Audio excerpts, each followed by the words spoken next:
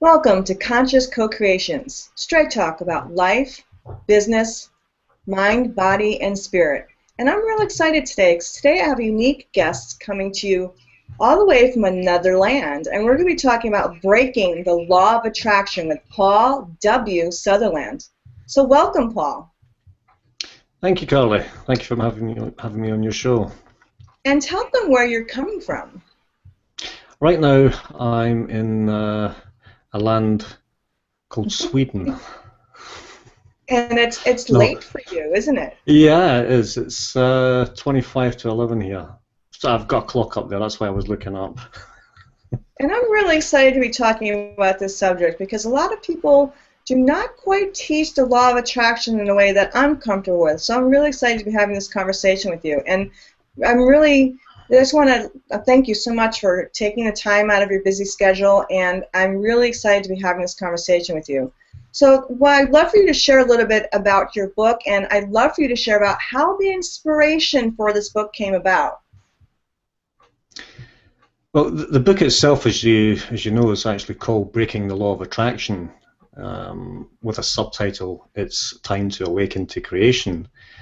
And the inspiration for the book more or less came from complete dissatisfaction. And I mean, I've studied not just the law of attraction, but I studied a lot of self-help books, which I sometimes like to call shelf-help books now, because that's where most of them end up. And it seemed to me that an awful lot of these books on the law of attraction were saying the same thing. The thing that struck me most was most people know about the movie The Secret, which came out around 2006. And when that first came out, I was like, "Wow, this is something else. I was running around telling everybody about it." Before I'd fully tested it, of course. Hot tip: never tell anybody or spread anything until you've tested it for yourself and you can see that it works. And it kind of got to the point where, and I think a lot of people get to this point. In fact, I know for a fact a lot of people get to this point. They've watched The Secret. They've read a few of the books that followed on from The Secret. You know, whatever books that might be. There's a ton of them out there. And then you sit around scratching your head and you're thinking, well, hang on a second. This isn't working. You know, I'm supposed to say what I want or ask for what I want, believe that I can get it, and I'll receive it. I'm sorry, but it doesn't happen that way. Not for me, not for anybody I know. If it has worked for somebody, I take my hat off to you, if you've got it to work that way. And so the inspiration for breaking the law of attraction came about because I got so sick and tired of all these books coming out that were telling you, you've got to do it this way, you've got to do it that way, and if it doesn't work, then it's because you haven't stuck with it long enough, or because you've missed something, you're not doing something right. Hang on a second, I'm just about to bring out another book, and that'll give you the missing piece.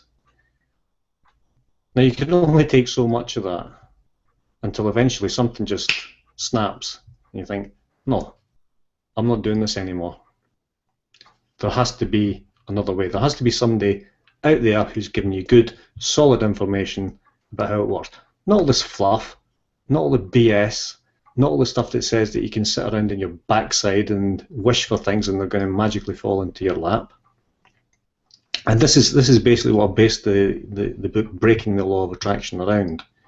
That the way that it's popularly taught just doesn't work.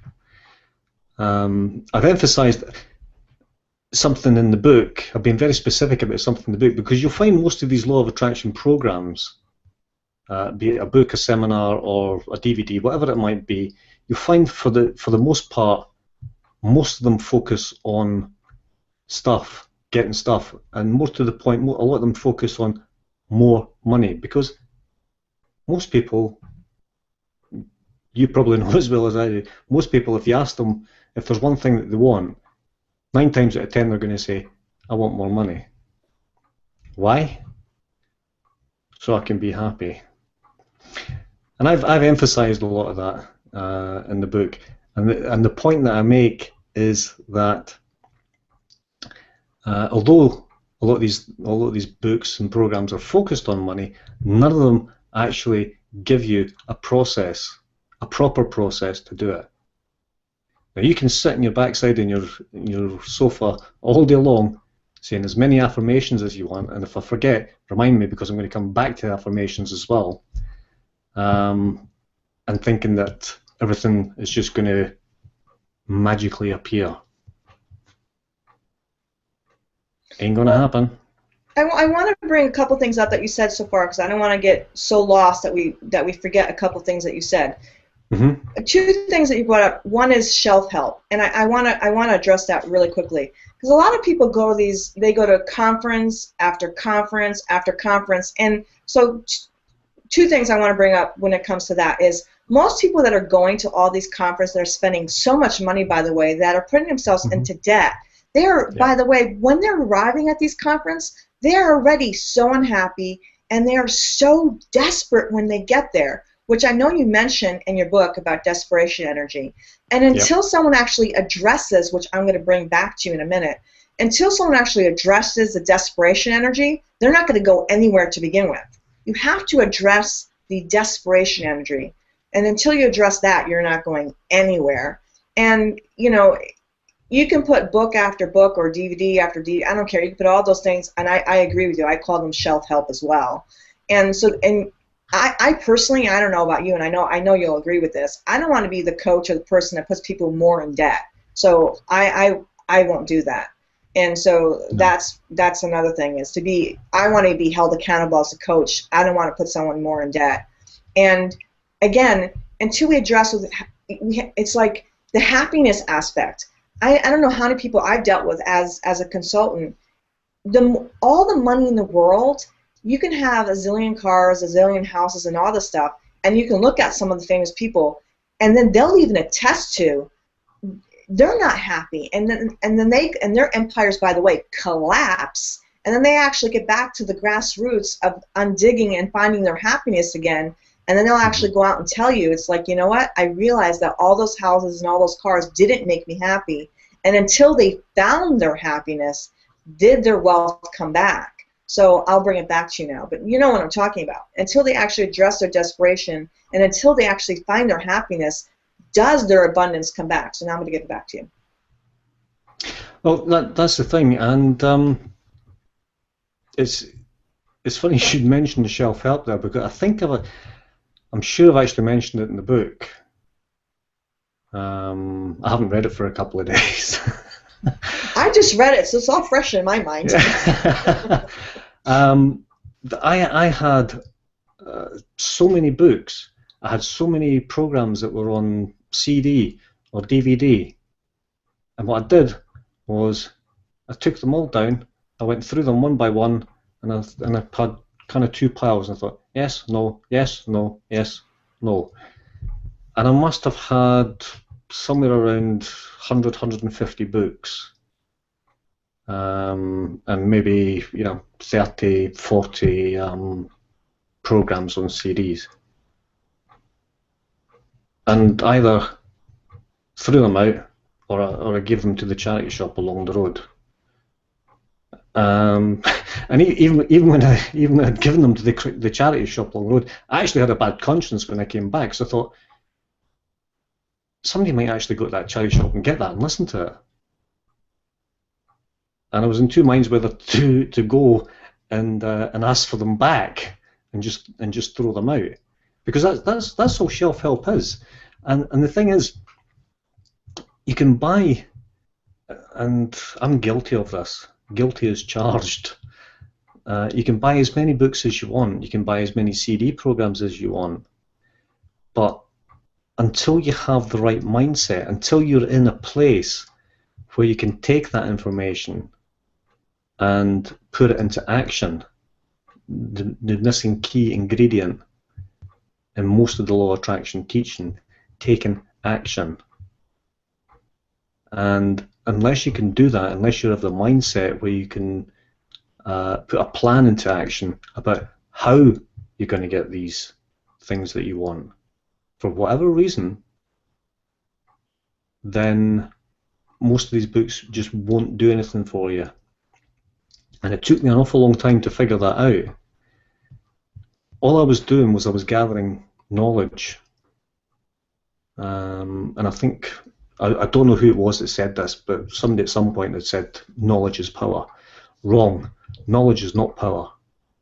Knowledge put into action is power. And that's the part that I was missing. And that's the part I've been missing for such a long time. Because I thought as long as I read these books, I listened to the CD programs, I did the meditations or whatever else that went along with it, that things would just magically start to happen. My life would start to change. Not going to happen, not for me. And if it happens for you, then I'm glad for you. But I wouldn't stake my life on it. So yeah, after long deliberation, and the funny thing was, it was actually another teacher, God rest his soul, Dr. David Hawkins. I actually used his kinesiology method with my partner to test which books I was going to keep, which programs I was going to keep, and which ones were going to go out. So we tested them, and I would say probably 2/3 of the material that I had, that I'd probably paid hundreds, maybe even thousands of pounds for. Dollars where you come from, of course, but thousands of pounds where I come from. And I've just thrown them all out. And the reason I've thrown them all out is because they were just taking up space. Most of the information is already here, because I've got it up here, but I wasn't doing anything with it. I wasn't doing anything with it. And that's, I'm not the one that coined the phrase shelf help. I'm not quite sure who came up with that phrase. I know Noah St. John had used it in one of his books back in 2006 or 2007. But the key thing to remember is you can spend as much as you want on books, on programs, on seminars, but unless you've got the mindset to put what you see into action or what you hear into action, then it's not going to do you any good. And all you're going to do is you're going to spend more money, and as you said, quite rightly said, a lot of people are going into debt to buy into these programs and to buy into these seminars, and they haven't got a hope in hell of anything. The only thing I'll say is that I've been to a few seminars myself, and they're good while you're there, and what you learn at these seminars maybe be good for another 2-3 days. If you're lucky, maybe even a couple of weeks. But once that initial euphoria wears off, you tend to slip back into your old patterns, and that's something else that you have to get out of. Your old behaviour patterns are always going to be there, and no matter how well you think you've got yourself out of them, it won't be long before you drop back into them after a seminar. The other thing that a lot of people miss is your ego plays a huge part in what you're doing. Now, what I mean by that is that the ego is always there, that little voice is always there saying, that's okay, you've read that, you know that now, you don't have to do anything more with that. Just put that to one side and it's there. Don't worry about it. So the ego is actually holding you back from going forward to where you want to be. And Andy Shaw, the author of A Bug-Free Mind, who I know I've mentioned in the book, and that I've actually put a resource in the book too. And there's actually a funny story about that. There's somebody actually wrote a review on Amazon. Now I actually say in the book that these books, A Bug-Free Mind, Creating a Bug-Free Mind and Using a Bug-Free Mind, are good books to get your mindset correct before you go on to anything else, and that's the place that you want to start to build. And somebody wrote on Amazon and said, well, you know, there was nothing much in this book because all he's doing is directing you to other books. But I said in the book itself, the reason I'm doing that is, yeah, I could have taken these books, I could have rewritten them, I could have plagiarized them to hell and sold them as my own. But I'm not going to put myself in the same category as all these other law of attraction authors. I'm not saying they're all bad, don't get me wrong, but the majority just take the material that they've got from one place, put it all together, package it nicely, add a few sprinkles of their own you know, thoughts or ideas, and throw it out there as a law of attraction book. Now I could have done that, but why would I have to? The only purpose of this book, Breaking the Law of Attraction, was to give people an idea of exactly what was going on, why the law of attraction might not be working for them, and just to say, hey, take a look at this. If it resonates with you, have a closer look at it, and just see if this will, you know, get you in the correct mindset. And that's the only reason I did that with A Bug-Free Mind. There's only 2 other programs that I recommend in the book: John Harry Duran's Power Pause and Dr. Robert Anthony's Secret of Deliberate Creation. And the only reason I like that title, Deliberate Creation, because that connotates that you're deliberately choosing to create. Yeah. And that's what people don't get, is that you have to choose to want to create something. And that's so important because you're part of the process. Absolutely, yeah, and that's why the actual title or the subtitle of the book I put is Time to Awaken to Creation. Because in reality, there's no such thing as the law of attraction. Now, the law of attraction doesn't exist. It's the law of creation. We don't attract things. We create them. And that's the number one. And we have to be wanting, we have to want to be a part of that creation. And before I forget, because otherwise we're not going to go anywhere, is we need to intend to create anything, and we are on Intention Radio. So if you want to be a part of anything, you want to go to intentionradio.com. We are on intentionradio.com. And please make sure you go check out intentioncall.com. They are a wonderful group of people. They get together every Saturday at 3 p.m. And what I love about them is they actually work on global issues. They actually get together and they create something they actually pick something to intend on every week. And so please go check them out. And be sure to check out intentionradio.com. We have a wonderful group of amazing hosts. And you are with Paul Sutherland today, and we're talking about some amazing issues. I love Breaking the Law of Attraction, and I love the fact we're talking about literally great tools and ways to work on your choosing to create your own ways of attracting to yourself, ways of creating your own laws of attraction. It's about you choosing to create your own intentions. Your intentions on choosing to create what you want to bring into your life. You have to choose to create what you want to create in your life, and that takes you actually going out there, figuring out what it is that you want to create, and working with the universe. The universe can't bring it to you. You have to actually create with the universe. So please welcome back Paul Sutherland, and let's continue this conversation. So welcome back, Paul. Thank you, Carly. And please let everyone know where they can reach you. Best place to reach me is my website, and that's www.paulwsutherland.com, or on Twitter if you just put @PaulWSutherland. Well, thank you, and let's continue this conversation.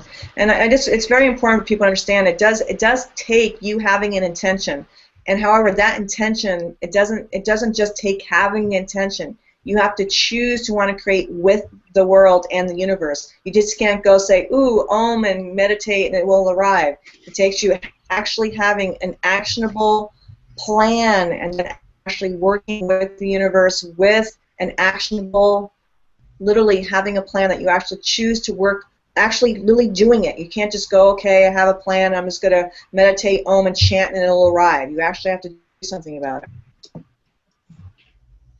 Absolutely, yeah. It's I love how people just think it's just going to fall in their lap. So there's actually there's actually a video on YouTube called "The Law of Attraction is BS." They actually say it. Yeah, there's a few of them out there. A friend of mine actually, another person I know actually wrote something out there, and she actually also said. The law of attraction is. There's quite a few of them now that says the law of attraction is BS. It's not. Yeah. There's many of them now. But this is actually in Australia. There's a couple of Australian guys that are kind of doing a parody of the way the law of attraction, the Secret movie was done, and they actually. I don't know if they can do this. They actually took the excerpt out of the Secret. Where the girl was staring into the jewellery shop window with the gold necklaces hanging there, and you see that kind of thing coming off her head, and then suddenly this chap appears with a necklace, and it's if you got the intention there that suddenly the necklace will appear, and it cuts back to these two Australian guys, and he says, I've been staring in bloody shop jewellery windows all week and I've got nothing. So, but they took it, excuse my Australian accent, I did spend some time in Australia as a kid when I was about 5 or 6 years old. That's like 35, more 45 years ago, but don't tell anybody. Well, I love this though. Okay, so your background is Australian. You're living and you said you're in Sweden right now, right? I'm in Sweden now, yeah, but I'm originally from Edinburgh, Scotland. Wait a minute, and yet in your picture you have on the you know what I'm talking about. You know what I'm talking about. You're wearing the kilt. Yes. Are you not? Yes, I'm so Scottish. You must have some Scottish. Okay, so now you have to fill me in here. So you have Scottish background. I'm from Scotland. I was born and raised in Edinburgh.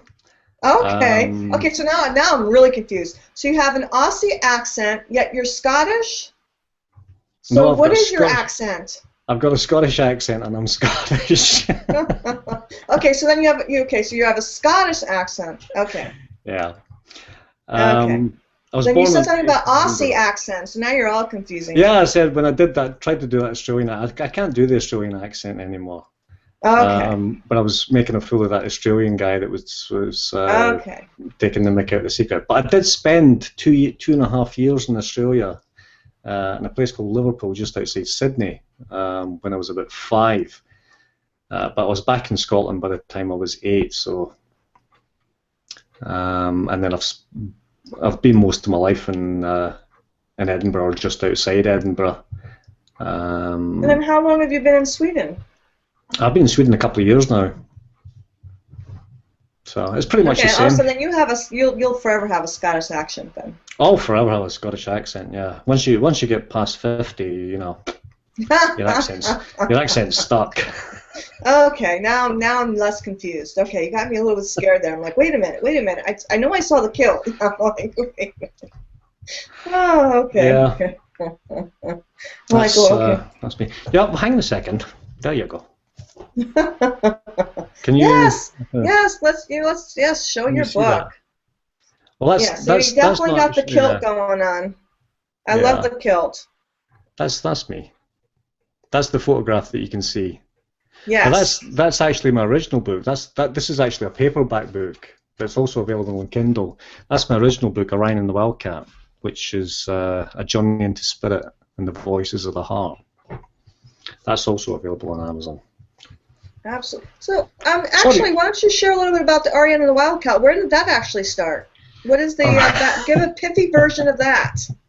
A quickie version of Orion and the Wildcat. Basically, the Orion and the Wildcat is about a relationship and a marriage that went badly wrong is probably the understatement of the year. It was a relationship that went on for about a year and a bit, and culminated in a marriage that lasted for I think it was just under 3 months. And they kind of I've weaved it into a kind of a story that John Harry Charan coined as true fiction. So it's based on a completely true story, but I've weaved a little bit of spirituality into it. So the Wildcat is obviously me, and Orion is the spirit guide, or Orion and Thorne are the two spirit guides who come to try and guide me. Now this all kind of comes back to not so much the law of attraction, but we continually have a voice, which I tend to call now the voices of the heart, or the voice of the heart. We have that little voice when we know that we're doing something, and that little voice kicks in and says, hang on a second, are you sure you should be doing this? Are you sure you want to go down that road? Are you sure you want to get into this? And the more often you ignore that voice, which in this case is Orion, the deeper and deeper into the proverbial pile you get. So when I looked back on that experience, and I was writing the book, I used Orion as a spirit guide, and all the time he was actually just that voice in the back of my head that was telling me, don't do that, walk away from this, do this, don't do that. And it's also a book that's based very much on a problem that a lot of people have, and that problem is, or that challenge is fear. Now, fear can take many forms, but I've kind of laid bare all the fears that I went through in that period in my life, and most of them are rational fears, but you don't know that they're rational fears when you're in them. It's only when you are outside or you're further on and you can look back and you can look objectively at what you've done. Now, I'm just talking about some of the fears that I went through were, fear of what other people would say. I got to the part where I was about to get married, and the voice is saying, you can still walk away from this. No, I can't. Why? Fear. Fear of what other people will say. Fear of what other people will do. Fear of looking stupid. All sorts of different irrational fears went through me that book, and it's a book that's kind of been written from the heart, because I've not held anything back. It's all kind of laid. I've more or less laid my soul bare there. Sometimes, I've even put a part in the book where I actually broke down in tears, and I've gone into a lot of most, innermost thoughts that you just don't share with anybody under normal circumstances. But I felt it was the right thing to do at the time, because a lot of people have read that book, and I've had so much feedback from that book saying, this has really helped me to understand my own fears. This has really helped me to realise that I've been in an abusive relationship for all these years. And one of the other points that I've kind of made in the book as well is, when you hear about abusive relationships, you tend to only hear from the side that the male has been abusive to the female. There's very few stories that come back the other way, where it's the male that's on the receiving end of the abuse. And I think that's probably down a lot to fear again. You know, a lot of males don't want to say, well, you know, I let a woman dominate me, and this happened and that happened, and you know, it's it could be a gender thing. I don't know, but I don't think you hear that is a big gender one.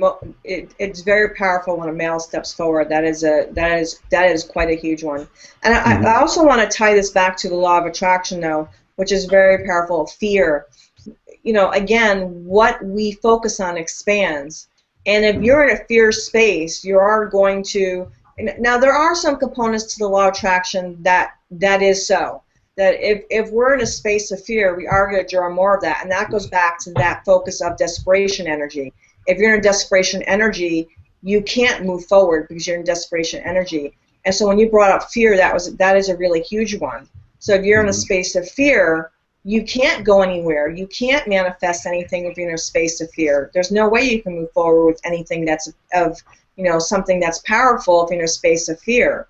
And what you were saying there, what are people going to think of me? What are people going to think of me? That is such a huge one in the law of, and especially in the law of attraction. So that's a really powerful piece right there. The fear space, the space of fear, I think is such a big one. The law of attraction, because I think fear is what stops people from doing most things in life. Yeah, and I, like you, I grew up with sexual, verbal, and physical abuse. So when you bring up fear, I can totally understand the space of fear. And it's such a powerful, I think I have to say that fear, I think, is the biggest thing that stops most people from doing anything in life. It paralyzes people on so many levels. The what ifs. It's like, I think fear is synonymous with the what ifs. The what if I do this, the what if, the what if, the what if. If we could only get past the what ifs, and I think the what ifs are so tied to the fears. Would you not, can you see that? The what ifs being tied to the fears? Yeah, absolutely. If we could just get past those two words. And that is such a powerful, and I really give you such kudos, because it is, as a male coming forward, it's the same thing with anorexia in men. For some reason, anorexia in men are not something people can actually see together. Bulimia or anorexia with men, that does not exist. It's like, no way can men have anorexia. No way can men have bulimia. No way can men be abused. No way can men be raped. And it's like, why not? It's like, I don't, it's like, why cannot not coexist with men? Why is it only that women can be raped? Why is it can only women be abused? Why is it can only women have eating disorders? Which is so not true. I wish that we would just get over the whole male-woman gender issues across, and all cross boards with everything. Whether it be women get paid less and men get paid more, whether it be anything in life, we should just get over all cross-gender issues aboard anything. And just get over the fact, and that I just wish we had more, equality across everything in life. We'd be much better society overall, and get that anything can happen to either or. And we'd have a much better, it's just like, again, if we nurtured men more, just to have feelings, that they can cry, that we raised men to be more nurturing and compassionate, and not synonymous that men that be sissies. That has nothing to do with that. And that and also women should have a little more of a backbone. It's like, I don't know, it's this whole, craziness. But anyways, I really give you kudos for coming out, because that also helps men realize that these things can happen, and that it's okay to come forward, because it helps other men, So that's really, really brilliant. And I really love the fact that you brought that up, because it really ties into law of attraction. It does, and what you said there about fear, and as I mentioned in Breaking the Law of Attraction, fear plays a big part in that as well. And where I brought fear into it there is, and again, I've kind of laid myself out and said, yeah, I'm guilty of that. That when a new book or a new program was released, you kind of thought, will I get that? Should I buy that book?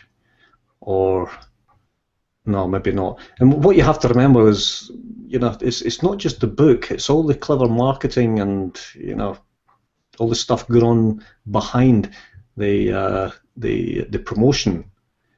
And many times I'd kind of thought, right, okay, yeah, I better get this.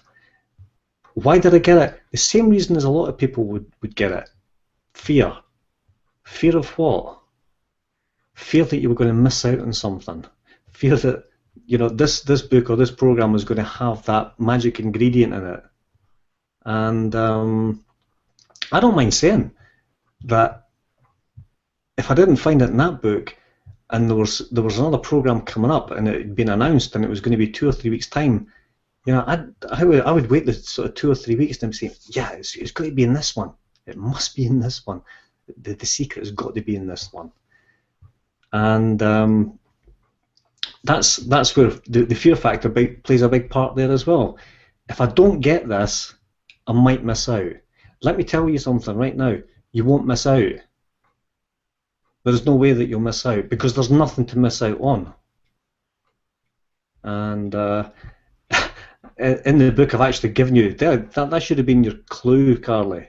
In the book, I've put a wee bonus in there, and one of the phrases I used was, as my grandma used to say to me, "What's for ye, I'll no go past ye," which translated means, if it's for you, it won't go past you.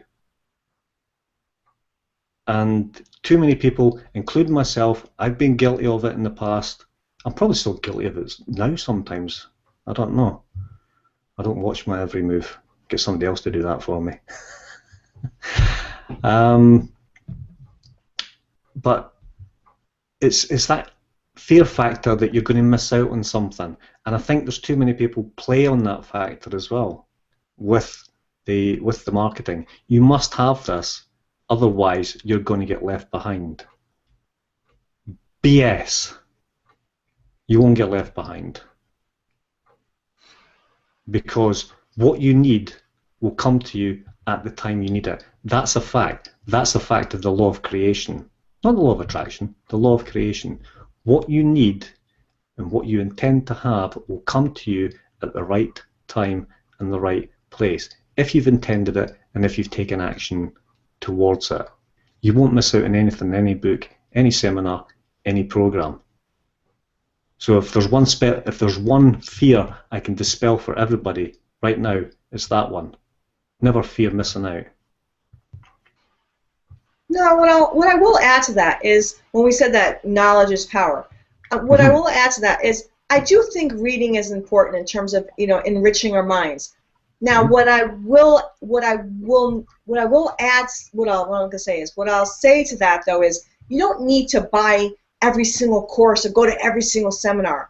I do think having, enriching our minds or having some knowledge to expand our minds is important to have. However, I agree with you, and I agree with in terms of not having to buy all the courses. There's a difference between reading books, and by the way, libraries are free. So that's where I'm separating in terms of, you don't need to go in debt to learn. And so because I love to read. So knowledge is power to a degree. And in other words, you can expand your mind and not go into debt. And when you're in desperation energy, you're not going to be able to do anything with it. So having knowledge to expand your mind is one thing. Being able to do anything with it is another. Until you're in a space where you can do anything with it. So it's great to be able to have stuff to in other words, to be able to dream or to, in other words, you have to be able to reach towards something. Because if we don't read and be able to dream or get excited, like you said, when you go to a conference, you're in that energy for 3 days, so you do get excited. So I think it's important to have something to look towards. So if you don't read and get excited, you know what I'm saying, right? So it is good to read, to get excited, to want to improve ourselves. So I do think it's good to read. I do think it's good to be around that energy, so you do want to go towards something. I don't think it's good to put yourself in debt. I don't think it's good to go to all these courses and think that that next course or that next thing or that's going to be my magic pill. Like to do the next diet or the next course is going to give me my magic pill and everything's going to be fine. No, that is not the answer. And it's not going to work, because until you deal with your demons, or until you deal with your desperation energy, or until you deal with your unhappiness, nothing's going to work. However, I do think it's important that you read. I do think it's important that you surround yourself with people that are going to inspire you, that are going to empower you. So I do think you need to put the tools in place. However, at the same time, I think it's important in the meantime that you start to work on the stuff that's bringing you down, and work on the things that are you need to work on your demons. You do need to work on the crap. You know what I'm saying?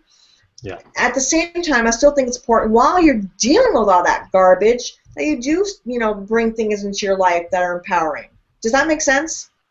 Absolutely, yeah. And that's one of the things I've actually said in the book as well. In fact, I've directed or I've pointed out some of the books that I have. Yeah, you're going to bring some of that up. So bring some of the people that you've because I don't know them as well as you do, and I did start to look at it, but I didn't have the time to go all into it like you have. Yeah. There's a couple of programs that I've recommended at the end of the book, and it's programs I've tried and tested myself. And I'm not saying by any means that I'm living in $1 million mansion with a couple of Bugatti Veyrons sitting outside, because that's all nonsense as well. To me, I'm still a work in progress. I'm still working on myself and getting myself to where I want to be. But what I do know now is that I'm using the right tools, because I'm starting to make progress. And it's only because I sat down and said, right, okay, I need to find the right tools, and I need to find some clarity in this whole sea of information. So what you're saying, Carly, is absolutely right. You have to surround yourself with people who support you. You have to bring that knowledge in. Andy Shaw, the author of A Bug-Free Mind, puts it in such a way that he says that you can load all the knowledge that you want onto your hard drive, in other words, your brain, but you've got bugs in there, bugs that will go back, many years in some instances, and the more that you put knowledge on there, or the more that you load on information on there, all you're actually doing is you're loading good software. This is the way he puts it. You're loading good software on to a computer that's riddled with viruses, and we all know where that's going to end. So basically, Andy takes you through a process to start to rid yourself of the bugs that are in your mind, and that can be any number of things, from that can go back as far as your childhood. You've got thoughts in there. He actually uses a process that's become quite famous now, which is called no mind, and I think Esther Hicks did something very similar, where you have to hold a positive thought for at least, he says 15 seconds, I think Esther Hicks says it's 17 seconds. But that's just a small part of the process. And it's about defragging, if you like, the mess that you probably have up there in this hard drive. It's about defragging that before you start to load on the new software. And the new software is the new books. He also says something that there's no such thing as bad pupils. There's too many people, I think, running around, especially after watching, something like The Secret, saying, well, what the hell's wrong with me? Well, why can't I get it to work? There's nothing wrong with you. There's nothing wrong with me. It's just faulty information that has been loaded onto a faulty hard drive. One of the other things that I've recommended is The Secret of Deliberate Creation. and as you quite rightly spotted, creation is the word, not attraction, The Secret of Deliberate Creation, and that's by Dr. Robert Anthony. And he's been around for some time. I think he's maybe a little bit older than me. But he's spent the last 25, 30 years studying personal development, and he's probably considered to be one of the granddaddies, if you like, of the personal development industry. Now he's actually gone and said it, and again this is in the book, he's actually gone on record and saying in front of the whole law of attraction community, as he puts it, that if there was some kind of I forget what you call it now, if there's some kind of system, some kind of agency, if you like, as there are for other things, you know, there's rules and regulations for certain things, and basically what he's saying is they'd be busy, you know, running around shutting down a lot of these law of attraction practitioners, because a lot of what's taught right now, he pretty much says, borders on metaphysical malpractice, and I quite agree with that. And again, he's kind of put a program together on CD called The Secret of Deliberate Creation, and again, it's one of the very few, I think I might be half a dozen, it's one of the few that I've kept.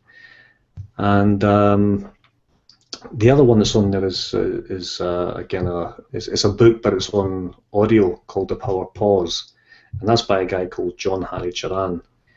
John Haricharan, I often refer to as my own kind of mentor and guide, because John, if it wasn't for John, that book that I showed you earlier on, The Ryan and the Wildcat, if it wasn't for John Haricharan, that book would never have been written.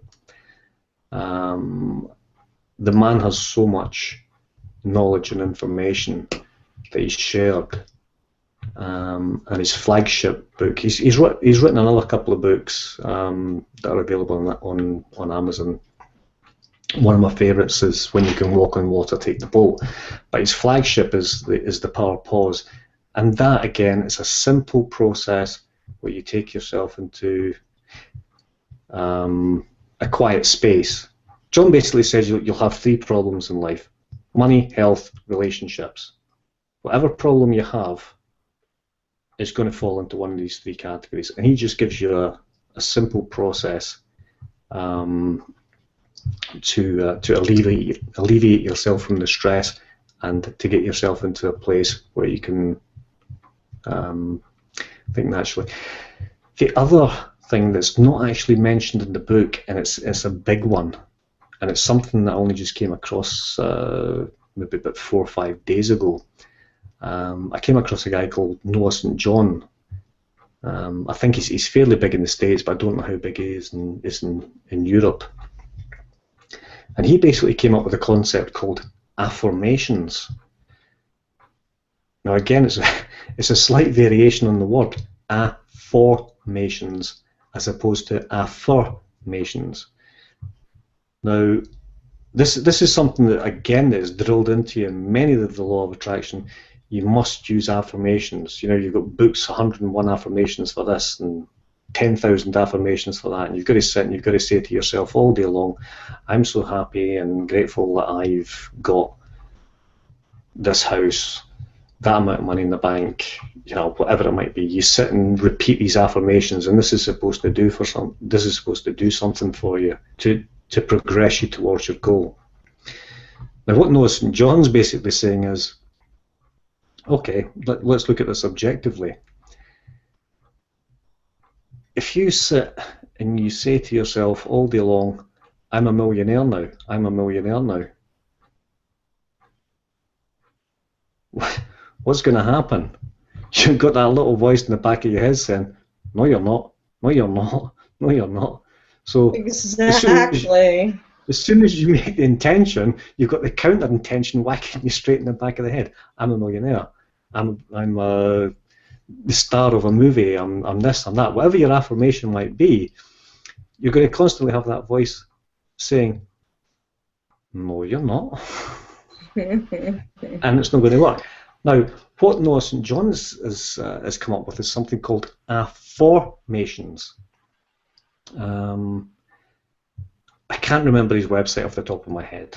I wish I could. But if you go to Google and you put in Noah St. John or affirmations, I'm sure you'll find it. He's on Facebook as well. And basically what he's saying is, you don't affirm things, you affirm things. And the way he puts it is that you would say, you put it in the form of a question. And this is something that really kind of I thought, wow, why didn't I think of that? You know, you put it in the form of a question. Why am I so happy now that I have whatever it is? Why am I grateful that I have such and such? So you're asking a question as opposed to making a statement. You make a statement to your mind as an affirmation. Your subconscious mind is going to reject it. However, if you turn that statement into a question, what does your mind do? It automatically thinks, the answer's the question. It's a question. Yeah. And then it'll do what we all do naturally. It'll answer the question. I wish I'd discovered Noah St. John a few weeks ago before I released the book, Breaking the Law of Attraction, because I certainly would have put that in there. Not that I've totally tried and tested it, but I can just see the sense in it, and I can see by the authenticity of the guy, the way that he comes across, that he has a genuine ability and a genuine concern to help people, and not just put something out there that is going to have them scratching their heads again. I might actually rewrite part of the book to bring that into it, because you can do that on a Kindle book. You know, it's easy to update it. It's easier to update it than a paperback. That would have been brilliant, brilliant. And we are on Intention Radio, and we are with the beautiful Paul Sutherland, and we're almost out of time as well, so I want to make sure we get in our last golden nuggets. We are on Intention Radio, and please make sure you check out the intentioncall.com on Saturdays at 3 p.m. Pacific Standard Time. And Intention Radio has got some amazing hosts all about intention, and we are going to finish this call talking about beautiful breaking the law of attraction with, and also as usual, everybody does know I put together a beautiful page all about with the embedded video, embedded podcast with everybody's links and information. You have been with your host, Carly Alyssa Thorne. You can always reach me at carlylyssathorne.com, and you can reach Paul Sutherland at paulwsutherland.com, and I'll have all the rest of the information up at the page. And we're going to finish this conversation continuing about the breaking the law of attraction and some more golden nuggets. And please make sure you do go check out intentioncall.com. And we are going to finish out this call on intentionradio.com. Welcome back, Paul. Thank you, Carly. And you're going to have to wrap up some of your golden nuggets here, because as usual, as I told you, I knew we were going to be just wrapped up in our conversation, so we got like 5 minutes left, so please make sure you wrap up with the rest of your golden nuggets you want to let the audience know about. Golden nuggets. Yeah, let's go mining. So you got 5 minutes to let the audience know really what some of the PowerPoints or what do you want to leave the audience with? What are some of the really important things you want to leave the audience with? As you know, I mean, I'll have, I would put together a whole page. So anything you really want, whatever you really want the audience to know, you can always inbox me, send me the links you want people to know about, and I'll I'll relay that as well. So, and obviously we can continue this conversation another time as well. Yeah, I think really the most important thing, Carly, if there's any knowledge that I can impart, is that you don't have to You don't have to waste your time, waste your money reading tons and tons and tons of information. What you really need to do is get a good coach, a good mentor, or, as Breaking the Law of Attraction does, that book's not written to wow you or give you any great insights that you probably don't already know. It was written more to give you a perspective that you might not have considered before, and just see things from a different angle. So what I would say is, be more discerning about who you place your trust in. Yeah, there's a lot of big name gurus out there. Some of them are good, some of them are not so good. And I think the important thing is, find out what resonates with you.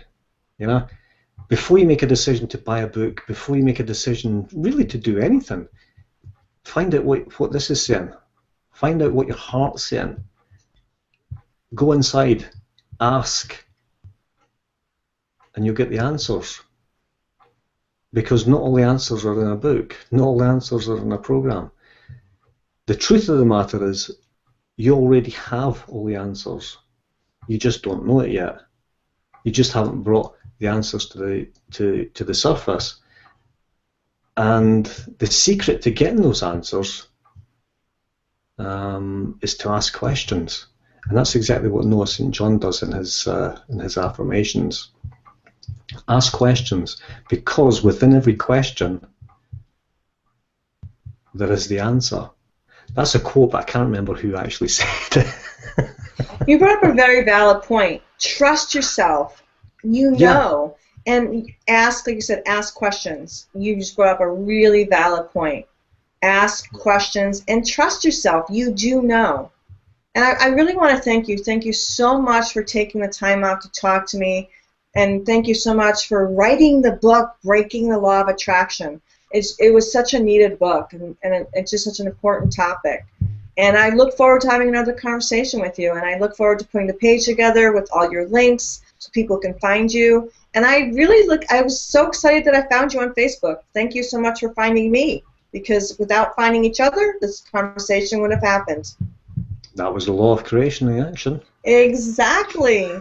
So thank you so much. And I look forward to having another conversation with you guys again. I value you guys. I look forward to bringing you more valuable content. So for tonight, I leave you guys, and I will look forward to seeing you guys next week. So good night for tonight. Good night, everyone. Thank you so much, Paul. Thank you for having me on your show, Carly. It was a pleasure and an honor. Thank you. All right, good night.